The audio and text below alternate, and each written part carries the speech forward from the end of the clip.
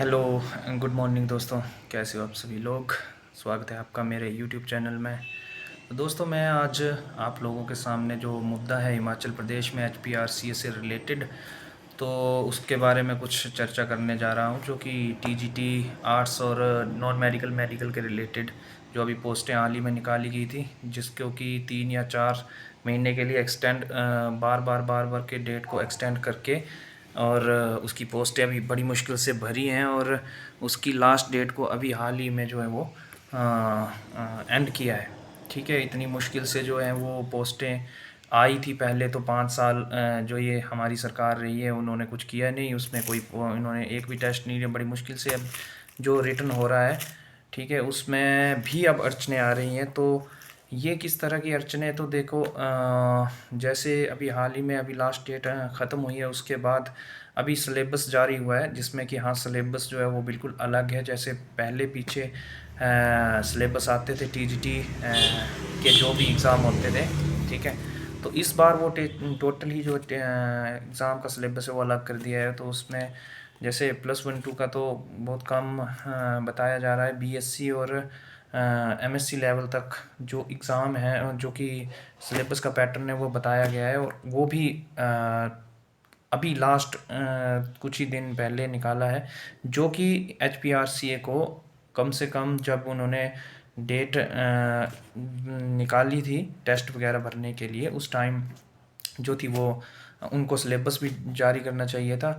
और अगर उन्होंने उस टाइम सिलेबस जारी कर देता तो बच्चे उस हिसाब से जो थे वो प्रिपेयर कर सकते थे एग्ज़ाम के लिए अपने आप को। लेकिन उन्होंने कुछ टाइम अभी पेपर एग्ज़ाम होने से कुछ ही टाइम पहले जो इन्होंने सिलेबस जारी की, वो भी इतना अलग। ये मुझे समझ नहीं आ रहा है कि इन लोगों ने क्या सोच करके जो है वो इस तरह से सिलेबस को जारी किया है, और कौन बैठे हैं ऊपर जो बिना इस तरह से बिल्कुल ही अलग पैटर्न कर दिया है एग्ज़ाम का।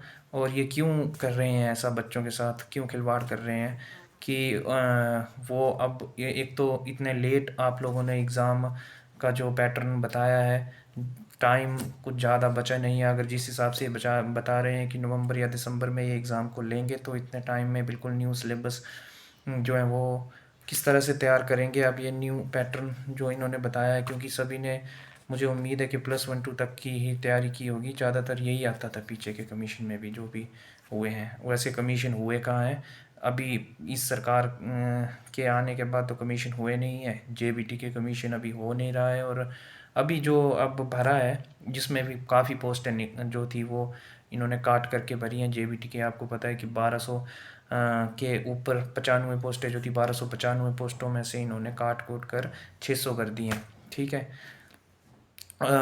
और कितनी 600 पोस्टों पर जो है वो आप सोच लो कि 6 साल के बाद एग्ज़ाम हो रहा है। 19 में हुआ था लास्ट कमीशन, ठीक है। उसके बाद ये अभी 2025 में सिर्फ 600 पोस्टों के लिए एग्ज़ाम हो रहा है जेबीटी का, ठीक है। वो भी कब होगा ये पता नहीं है।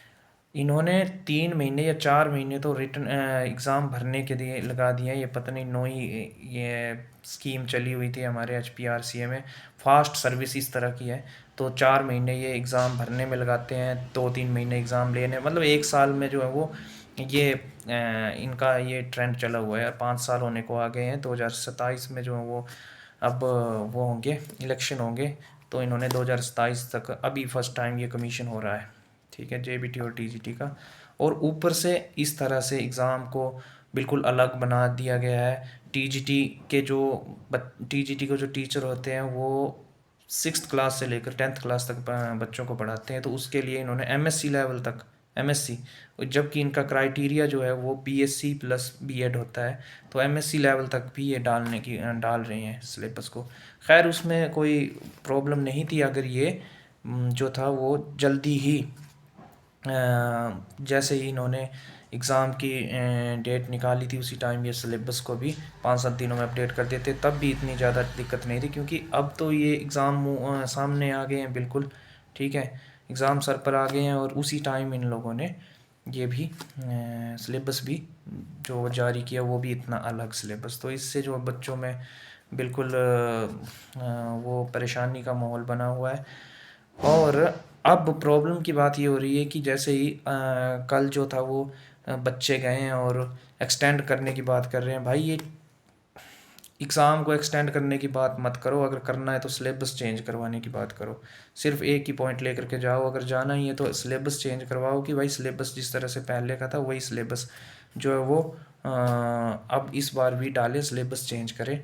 ठीक है, एग्ज़ाम एक्सटेंड करके आप लोग जो गए हो शायद उन लोगों को कोई प्रॉब्लम नहीं होगी, क्योंकि आप लोग शायद हो सकते हो कि नए नए बीएड और आप लोगों ने नया नया कमीशन सॉरी नया नया जो टैट है वो अभी क्लियर किया होगा, आपका ज़्यादा टाइम वेस्ट नहीं हुआ होगा।